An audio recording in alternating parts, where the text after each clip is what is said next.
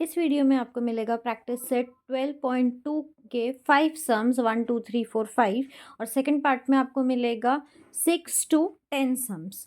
और practice set 12.1 का video भी 2 पार्ट्स में ऑलरेडी अपलोड हो चुका है मेरे चैनल पे, तो प्लीज़ जाके देखना। सबकी लिंक मैं डिस्क्रिप्शन में दे दूँगी। Practice set 12.2 question number 1। Mother is 25 years old than her son. Find son's age if after 8 years the ratio of son's age to mother's age will be 4/9।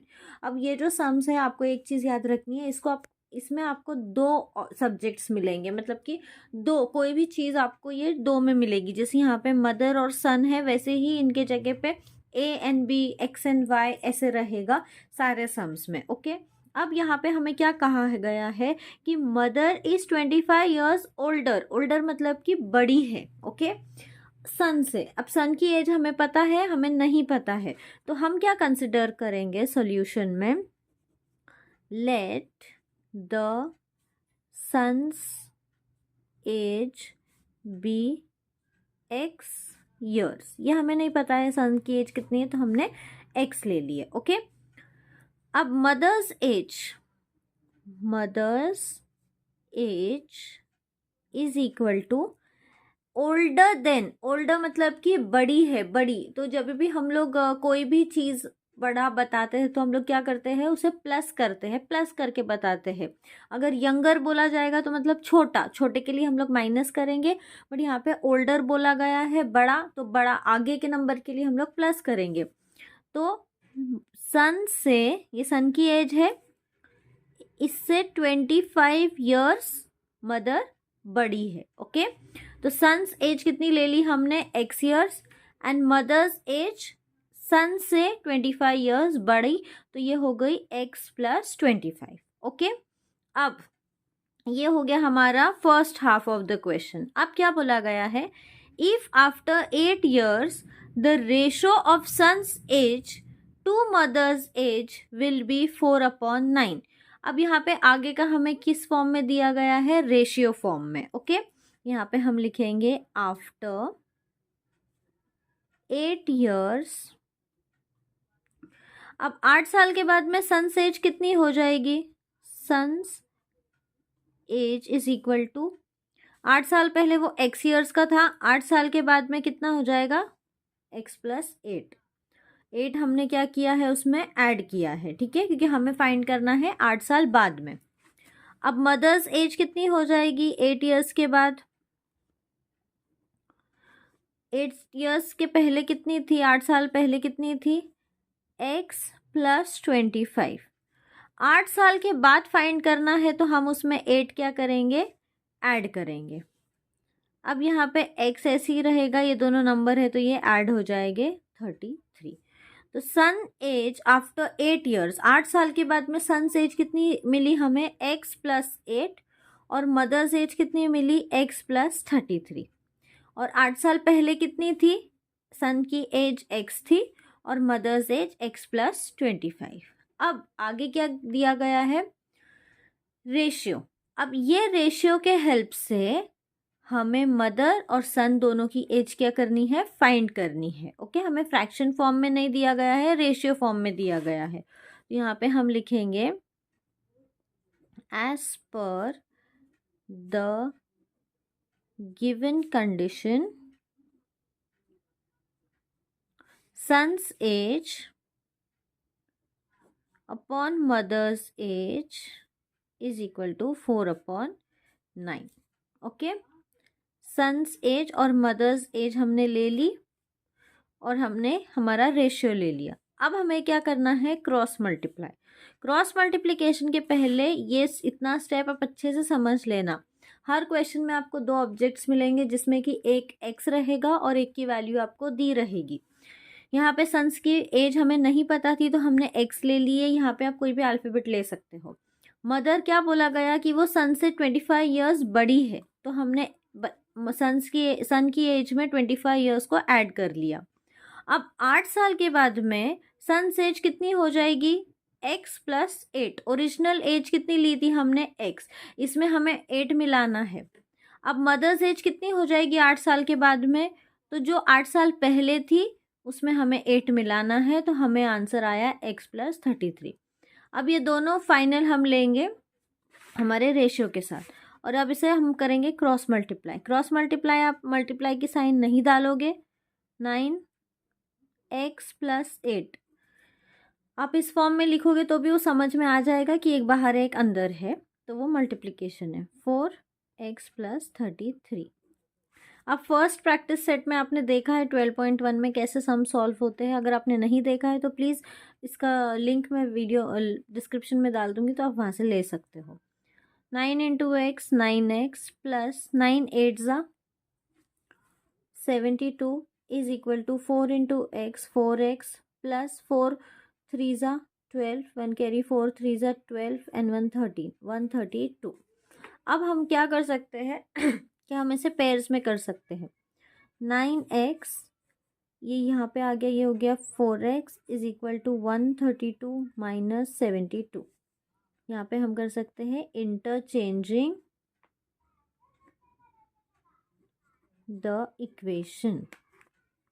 9x minus 4x कितना हो जाएगा, 5x is equal to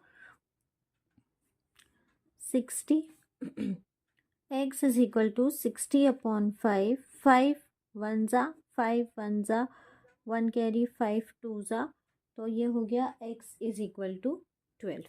तो x हमारा क्या था, हमने क्या लिया था, x सन्स एज, तो यहाँ पे हम लिखेंगे सन्स एज इज 12 ईयर्स।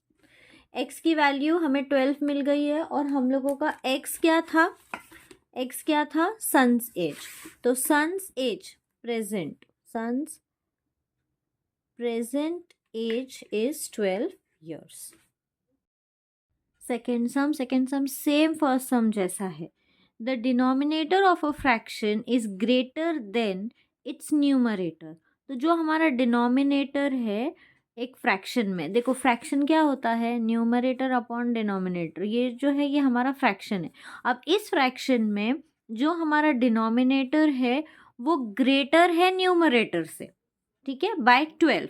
मतलब हमारा न्यूमरेटर हमें पता है, नहीं पता है, तो हम यहाँ पे क्या लेंगे, x। ओके, अब डिनोमिनेटर कितना है, न्यूमरेटर से बड़ा है, कितना, 12, greater than numerator bye 12। Okay, ये फर्स्ट कंडीशन से हमें ये पता चल गया। तो न्यूमरेटर हमें नहीं पता है, ये हो गया x, और हमारा डिनोमिनेटर न्यूमरेटर से ग्रेटर है बाय 12। ओके, अब हमारा सेकेंड कंडीशन क्या कहता है, from second condition if the numerator is decreased by 2 and denominator is increased by 7, तो हमारा न्यूमरेटर कितना है, x है। अब न्यूमरेटर को क्या करना है, डिक्रीज करना है, डिक्रीज मतलब -/2, और हमारा न्यूमरेटर कितना है, x+12। इसमें हमें इंक्रीज कितना करना है, बाय 7, तो +7। x 12 + 7 कितना हो जाएगा, 19 + 19। तो अब हमें न्यूमरेटर कितना है हमारा, x-12, और डिनोमिनेटर कितना है, x+19। The new fraction is equivalent to 1/2। Find the fraction, मतलब कि हमारा जो फ्रैक्शन है, जो हमें अभी यहाँ पे न्यूमरेटर और डिनोमिनेटर दोनों फाइंड करना है, ठीक है। तो इसके लिए हमें ये रेशो क्या दिया हुआ है, 1/2। जो भी हमारा न्यू फ्रैक्शन बना है, न्यू फ्रैक्शन हमारा क्या बना है, तो यहाँ पे हम लिखेंगे new fraction is equal to x-2 and x+19 is equivalent. Is equivalent का मतलब है is equal to 1/2।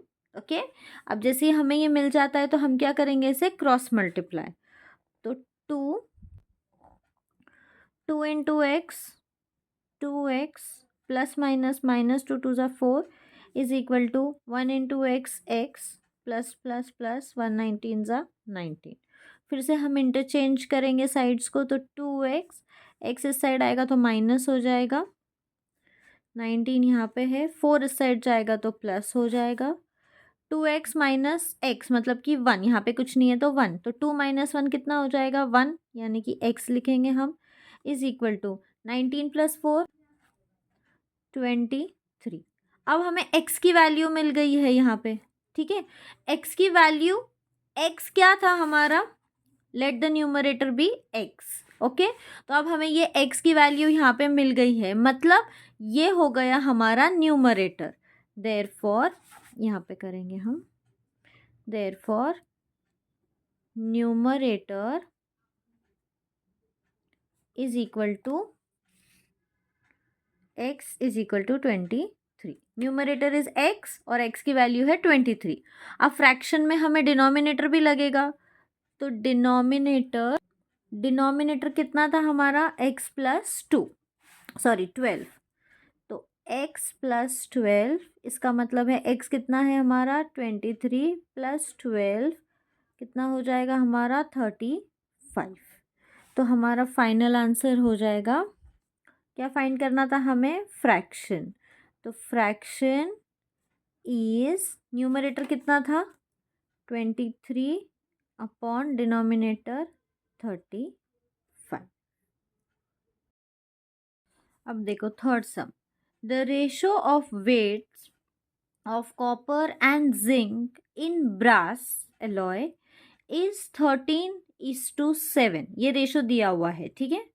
Find the weight of zinc in a brass utensil weighing 700 grams. अब एक यूटेंसिल है, ओके, एक यूटेंसिल है ब्रास का जिसमें दो चीज़ें मिक्स हुई है, वो है कॉपर एंड जिंक, ठीक है। अब ये जो रेशो हमें दिया हुआ है, तो ये रेशो है, इसका 13 है और इसका 7 है, ठीक है। अब यहाँ पे हमें कितना ग्राम्स एग्जैक्टली है ये हमें नहीं पता है, ये सिर्फ हमारा एक रेशो है, एक अंदाज़ा आप जिसको कह सकते हैं। तो यहाँ पे हम क्या करेंगे, इसे x ले लेंगे, 13x एंड 7x, बिकॉज इसकी एग्जैक्ट वेट हमें पता नहीं है। तो जो हमारा रेशो है वो हमने लिख लिए, और एग्जैक्ट वेट के लिए हम लोग x ले लेंगे कॉमन में, ओके। अब हमें ये फाइंड करना है कि इस ब्रास यूटेंसिल में जिसका टोटल वेट है 700 ग्राम्स, इस 700 ग्राम्स में जिंक कितना है ये हमें फाइंड करना है, ओके। तो let the copper in utensil be 13x, copper कितना है 13x है जो मैंने आपको अभी यहाँ पे बताया, और जिंक कितना है 7x, ये हमारा रेशो है, ओके, ये अंदाज़ा है मतलब। और टोटल वेट यूटेंसिल का कितना है 700 ग्राम्स। तो हम क्या करेंगे, देखो एक यूटेंसिल में जब दोनों चीज़ें ऐड की जा रही है, दोनों चीज़ें डाली जा रही है, तो हम क्या करेंगे, इन दोनों को ऐड करेंगे, ओके। तो from the given condition 13x plus 7x is equal to 700 grams. Copper एज plus zinc, total weight utensil का 700, ओके।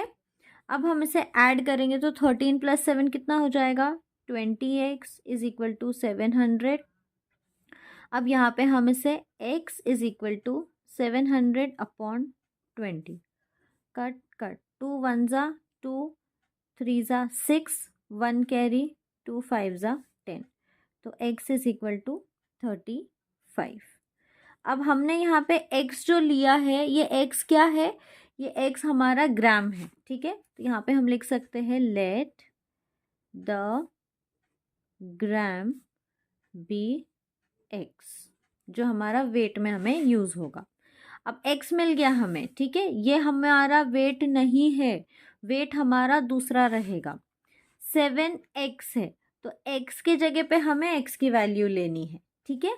तो अभी हमें सिर्फ जिंक का पूछा गया है, तो हम सिर्फ जिंक का लिखेंगे, weight of zinc is equal to 7x, that is 7 multiply by 35, 7 5 ज़ा 35, 7 1 ज़ा 7, 8 9, सॉरी 7 3 ज़ा 21, 22 23 24, 24। तो कितना हुआ जिंक का 245 ग्राम्स। तो फाइनल आंसर लिखेंगे wait of zinc in utensil is 245 grams. Find 3 consecutive whole numbers whose sum is more than 45 but less than 54. Consecutive numbers मतलब क्या होता है? लगातार नंबर, ठीक है। जैसे 1 2 3 5 6 7 8 9 10 11 12 13 जो नंबर्स एक साथ आते हैं वो होल नंबर्स, ठीक है। अब यहाँ पे मैंने लिया है लेट 3 कॉन्जिक्यूटिव मतलब लगातार, consecutive number be x plus 1 and x plus 2। अब ये कैसे x प्लस 1 और x प्लस 2 मैंने किस बेसिस पे लिया है? तो देखो, हम कोई 3 कॉन्जिक्यूटिव नंबर्स लेंगे। कॉन्जिक्यूटिव मतलब लगातार नंबर हो गए। अब पहला मैंने क्या ले लिया? x। ये एग्जाम्पल है, हाँ, ये एग्जाम्पल है कि मैंने x प्लस 1 और x प्लस 2 क्यों ली है। तो सबसे पहला नंबर है x, ठीक है। अब अगर मुझे 9 चाहिए तो मुझे क्या करना पड़ेगा? 8 में 1 को प्लस करना पड़ेगा। 8 प्लस 1 9 हो जाएगा। 8 प्लस 1 9 हो जाएगा। 8 कितना लिया मैंने? x plus 1। अब मुझे अगर थर्ड नंबर चाहिए कॉन्जिक्यूटिव तो मुझे क्या करना पड़ेगा? 8 को 2 से प्लस करना पड़ेगा।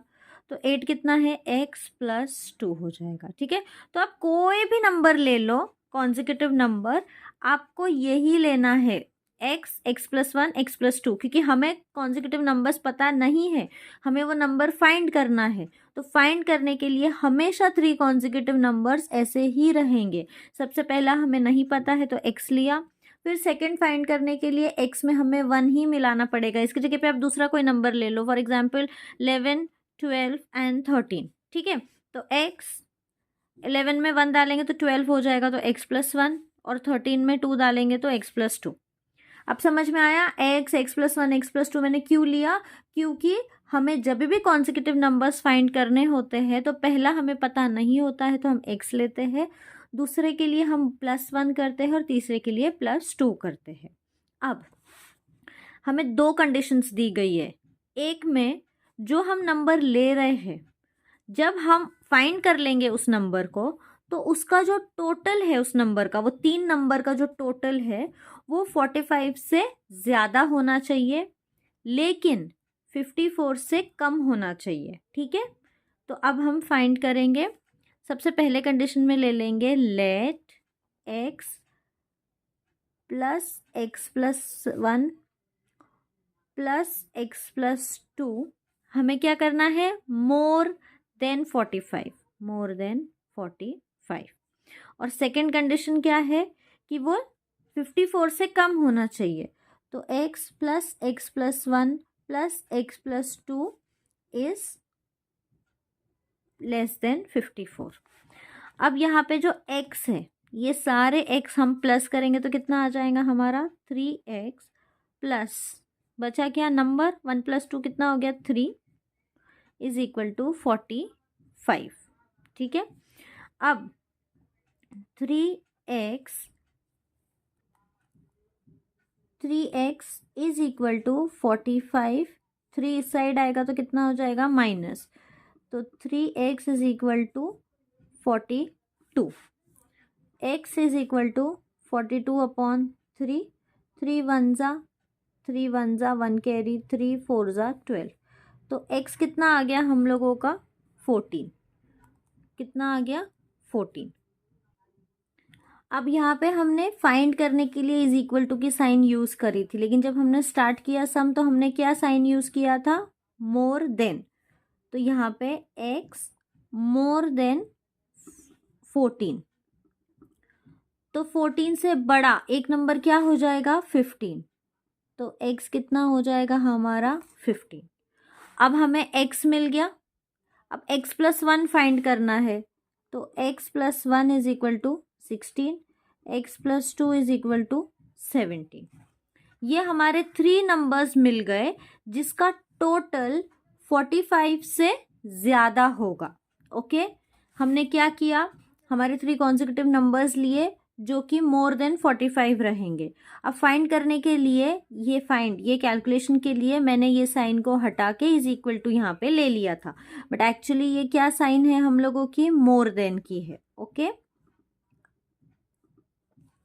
अब इसे जो नॉर्मल हम इक्वेशन सॉल्व करते हैं वैसे हमें इक्वेशन सॉल्व करना है। अब जब हमारे एक्स हमें मिल जाता है 14, तो हमारे सिचुएशन के हिसाब से एक्स की वैल्यू ये बड़ी होनी चाहिए, मोर देन। तो एक्स की वैल्यू जो भी आई है, अगर हम बड़ा नंबर लेंगे तो हमारा क्या हो जाएगा, 15। तो 15, एक्स प्लस 1 16, एक्स प्लस 2 17। आप इसका टोटल अगर करोगे तो वो 45 से ज़्यादा आएगा। अब सेकेंड सिचुएशन में बोला गया है कि 3 कॉन्जिक्यूटिव नंबर्स लेने हैं जो 54 से छोटे रहेंगे, 54 से कम आएगा उसका टोटलिंग। तो सेम मेथड फॉलो करना है, सिर्फ 45 की जगह पे हमें 54 लेना है। अब देखो 3x प्लस 3 सेम, छोटा लेस देन 54। 3x यहाँ पे आया, 3 हमने इस साइड ले लिया तो हमें कितना मिला, 51। अब अगर हम 51 को 3 से डिवाइड करते हैं, देखो 3 1 ज़ा 2 कैरी, 3 7 ज़ा 21, तो हमें कितना आंसर आया, 17। अब हमारा जो x है वो यहाँ पे 17 से छोटा रहना चाहिए, तो x कितना हो जाएगा हमारा, 16। अब यहाँ पे भी x प्लस 1 है, सेकेंड कॉन्सिक्यूटिव नंबर। तो फर्स्ट कॉन्सिक्यूटिव नंबर है 16, सेकेंड कॉन्सिक्यूटिव नंबर है 17, और थर्ड कॉन्सिक्यूटिव नंबर हो जाएगा हमारा 18। आप इसको टोटल करो, इसका टोटल 54 से लेस आएगा, तो हमारा फाइनल आंसर हो जाएगा 3 consecutive numbers are 15, 16, 17 and 16, 17, 18। ये नंबर इसका टोटल जो आया है वो आएगा 45 से ज़्यादा, और 50 ये जो नंबर है इसका टोटल आएगा 54 से कम। Fifth sum, in a 2-digit number, the digit at the tens place is twice than the digit at the unit place. If the number obtained by interchanging the digit is added to the original number, the sum is 66. Find the original number। जब आप एक साथ पढ़ते हो तो थोड़ा confuse हो जाते हो, लेकिन हम इसे 2 पार्ट्स में पढ़ेंगे, ठीक है। तो सबसे पहले अभी ये तो हमें समझ गया है कि हमें 2 नंबर फाइंड करने हैं, जो कि एक है यूनिट के प्लेस पे और एक है टेंस के प्लेस पे, ठीक है। अब ये हो गया हमारा फर्स्ट कंडीशन, ये हो गया सेकेंड कंडीशन। तो इन अ 2-digit number, the digit at the tens place, जो टेंस के जगह पे है वो यूनिट से ट्वाइस बड़ा है, ठीक है। तो यूनिट का हमें पता नहीं है तो हमने एक्स ले लिए, और टेंस कितना है, ट्वाइस द यूनिट, 2 टाइम ज़्यादा है यूनिट से, तो 2x ले लिए हमने, ठीक है, फर्स्ट कंडीशन में। तो let the digit at units place be x and digit at the tens place is twice the digit at unit place, मतलब कि 2x, ठीक है। तो टेंस प्लेस का हमने 2x ले लिया और यूनिट का हमने x ले लिया। अब if the number obtained by interchanging the digit is added to the original number, अब सबसे पहले हमें ये ओरिजिनल नंबर ये निकालना है, ठीक है। तो original number at unit place, तो क्या हो जाएगा, अभी ये आप समझो। यूज़ हम ये दोनों करेंगे, भले हमें यूनिट प्लेस फाइंड करना है लेकिन यूज़ हम दोनों करेंगे, ठीक है। तो देखो सबसे पहले हमने ले लिए x, okay, plus 2x। x है यूनिट और 2x है हमारा टेंस प्लेस, ठीक है। अब यहाँ पे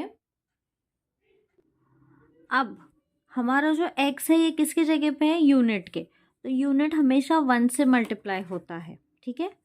और जो हमारा टेंस है वो है 2x, वो किसकी जगह पे है, टेंस के, तो 10 का किसके साथ मल्टीप्लाई होता है, 10 के साथ।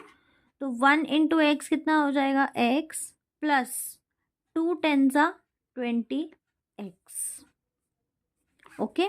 तो अब 20 प्लस यहाँ पे कुछ नहीं है तो 1 है, तो 20 प्लस 1 कितना हो जाएगा, 21x।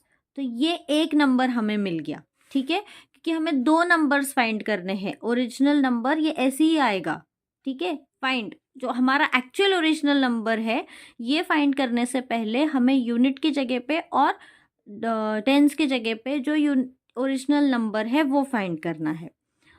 तो नंबर ऑब्टेन्ड बाय इंटरचेंजिंग, अब हमें क्या बोला गया है कि हमें इंटरचेंज करना है। इंटरचेंज मतलब ये सेकेंड ओरिजिनल नंबर हम फाइंड करेंगे, या फिर आप नंबर ले सकते हो सीधा, number at tens place is equal to, अब हमें इंटरचेंज करना है। इंटरचेंज मतलब 2x पहले आ जाएगा और x इधर चला जाएगा, ठीक है। अब ये जो नंबर है, अब इंटरचेंज हो गया, x की जगह पे हमने यहाँ पे ले लिया जो हमारा यूनिट था वो पहले x था और टेंस जो था वो 2x था। अब इंटरचेंज होगा तो यूनिट हो जाएगा 2x और टेंस हो जाएगा हमारा x। तो 2x को हमें मल्टीप्लाई करना है 1 से, प्लस x को 10 से मल्टीप्लाई करना है क्योंकि वो 10 की जगह पे है। तो ये हो गया 2x plus 10x, 2 plus 10 12x। ये दो नंबर हमें मिल गए, ठीक है। अब the digit is added to the original number, the sum is 66। ये दो ओरिजिनल नंबर्स हमें मिल गए। अब हम क्या करेंगे इसे, अब from the given condition, given condition क्या था, यूनिट्स प्लेस पे कितना था 21x और टेंस प्लेस पे 12, 12 प्लस 21 इज इक्वल टू 66। यहाँ पे बोला गया है कि जो नंबर आपने फाइंड किया है उसका सम कितना है, सम मतलब टोटल इज 66। तो 12 plus x, 12x plus 21x is equal to 36। 12 plus 21 कितना हो जाएगा, 2 plus 1 3, 33x is equal to 66. Therefore, x is equal to 66 upon 33. 1 जा 2 जा। अब x की वैल्यू कितनी हमें मिली है, 2, ठीक है। यहाँ पे हमने जब सम स्टार्ट किया था तो x हमारा क्या था, यूनिट था। तो यहाँ पे हम लिखेंगे number at units place is equal to 2, ठीक है। क्योंकि हमारा x की वैल्यू हमें 2 मिली है और हमने स्टार्टिंग में x किसकी जगह पे लिया था, यूनिट के जगह पे। अब number at tens place is equal to कितना है, 2x, 2x मतलब 2 मल्टीप्लाई बाय 2, x की वैल्यू 2 है तो हो गया 4। तो यूनिट की जगह पे 2 है और टेंस की जगह पे 4 है, तो हमारा ओरिजिनल नंबर कितना हुआ है, 42। ओके, देखो कुछ कंफ्यूज आपको नहीं होना है। आई नो थोड़ा सा ये सम ट्रिकी है, बट आपको देखो सबसे पहले हमने यूनिट ले लिया x और टेंस प्लेस पे हमने ले लिया 2x as per given condition. अब हमें ऐसे नंबर्स फाइंड करने हैं जिसका एडिशन 66 होगा, ठीक है। तो ये कैसे फाइंड किया हमने, बहुत इजी है। जो हमारा नॉर्मल पहले था x and 2x, x plus 2x, ये हमारा फर्स्ट कंडीशन से था। तो हमने x को 1 से मल्टीप्लाई किया, क्यों, क्योंकि x यूनिट की जगह पे है, और 2x को हमने 10 से मल्टीप्लाई किया क्योंकि 2x 10 की जगह पे है। तो हमें आंसर आया x प्लस 20x, जिसका एडिशन करने के बाद हमें मिला 21। तो पहला नंबर हमें मिल गया 21। अब टेंस की प्लेस के लिए फाइंड करने के लिए हमने क्या किया, इंटरचेंज किया, क्योंकि यहाँ पे हमें बोला गया है इंटरचेंज करने। इंटरचेंज किए तो हमने x की जगह पे 2x ले लिए और 2x की जगह पे x ले लिए। अब 2x आ गया यूनिट की जगह पे, तो उसको हमने 1 से मल्टीप्लाई कर दिया, और x आ गया 10 के जगह पे, तो उसको हमने 10 से मल्टीप्लाई कर दिया। तो हो गया 2x प्लस 10x, इसका एडिशन हो गया 12। अब फ्रॉम द गिवन कंडीशन क्या बोला गया था कि ओरिजिनल नंबर का सम टोटल 66 है। तो ये जो दो नंबर्स हमें मिले हैं 21 एंड 12, इसको हमने ऐड किया। यूनिट की जगह पे हमने 21x ले लिया और टेंस की जगह पे हमने 12 ले लिया, इज इक्वल टू 66। अब ये हमें एक इक्वेशन मिल गया, ये इक्वेशन हमें सॉल्व करके हमें मिला एक्स। एक्स का मतलब क्या है, let the units place be x, तो एक्स का मतलब क्या है हमारा यूनिट। अब यूनिट्स की जगह पे हमने 2 ले लिया, यूनिट की जगह पे जो नंबर है वो हमें मिल गया 2 एक्स की वैल्यू के वजह से। अब टेंस के प्लेस पे कितना नंबर था वो फाइंड करना था, तो टेंस की वैल्यू कितनी थी, 2x थी, तो 2 मल्टीप्लाई बाय 2, क्योंकि x की वैल्यू 2 है तो 2 2 ज़ा 4, तो हमारा ओरिजिनल नंबर हो गया 2 यूनिट के जगह पे और 4 टेंस के जगह पे। आई होप आपको ये प्रैक्टिस सेट समझ में आया हो। इतने 5 सम्स प्लीज़ कमेंट करके ज़रूर बताना, और नेक्स्ट पार्ट में आपको मिलेगा सम 6 to 10।